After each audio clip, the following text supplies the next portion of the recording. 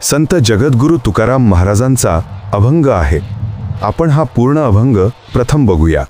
वृक्ष वल्ली आम्हा सोयरी वनचरे, पक्षी ही सुस्वरे आळविती, येणे सुखे रुचे एकांताचा वास, नाही गुण दोष अंगा येत, आकाश मंडप पृथ्वी आसन, रमे तेथे मन क्रीडा करी, कंथाकू मंडलू देह उपचारा, जाणवितो वारा अवसरू, हरिकथा भोजन परवडी विस्तार, करोणी प्रकार सेवू रुची, तुका म्हणे होय मनासी संवाद, आपुलाची वाद आपणासी।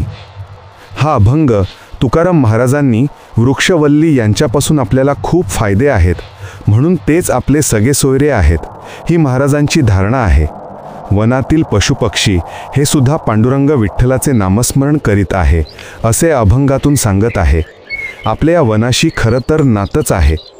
या वनांचे आवरण म्हणजे जे मंडप आहे, तर ही धरा एक प्रकारचे अंथरूण आहे।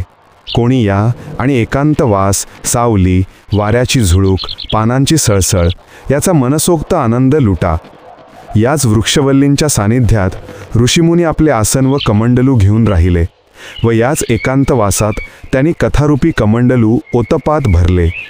जर तुम्ही कोण आहात, काय करत आहात याचा जरी ओळख करून घ्यायची असेल, तर या वनांच्या सानिध्यात येऊन भजन कीर्तन करा, तेव्हा तुम्हाला तुमचा जन्म कशासाठी आहे याची उकल होईल।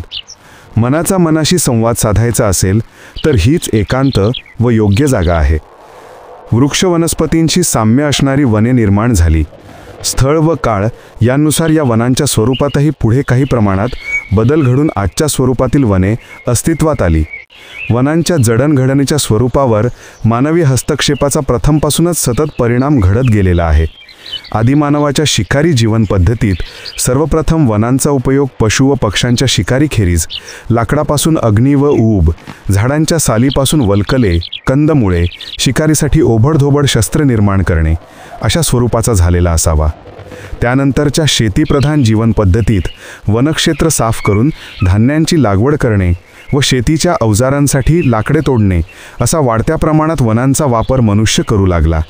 पुढे हळूहळू जसजसे वनांचे इतर अनेकविध उपयोग मानवाच्या लक्षात येऊ लागले, तसतसे वनांवरील मानवी हस्तक्षेपाचे प्रमाण जास्त व्यापक व प्रकर्षी बनत गेले।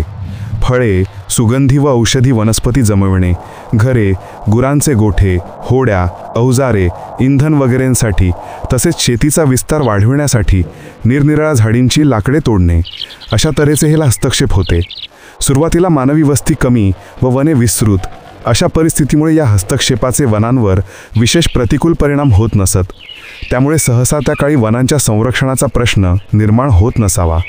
वनांचे वृक्ष, वेली, पशुपक्षी सगळे सोयरे का, तर वरील प्रकारे विविध उपयोग मनुष्याने वनांकडूनच करून घेतला आहे। हा अभंग तुकाराम महाराजांनी वृक्षवल्ली यांच्यापासून आपल्याला खूप फायदे आहेत, म्हणून तेच आपले सगळे सोयरे आहेत, ही महाराजांची धारणा आहे। वनातील पशुपक्षी हे सुद्धा पांडुरंग विठ्ठलाचे नामस्मरण करीत आहे, असे अभंगातून सांगत आहे।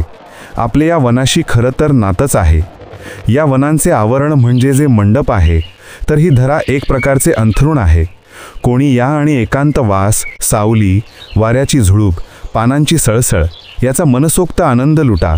याच वृक्षवल्लींच्या सानिध्यात ऋषीमुनी आपले आसन व कमंडलू घेऊन राहिले व याच एकांतवासात त्यांनी कथारूपी कमंडलू ओतपात भरले। जर तुम्ही कोण आहात, काय करत आहात याची जरी ओळख करून घ्यायची असेल, तर या मनांच्या सानिध्यात येऊन भजन कीर्तन करा, तेव्हा तुम्हाला तुमचा जन्म कशासाठी आहे याची उकल होईल।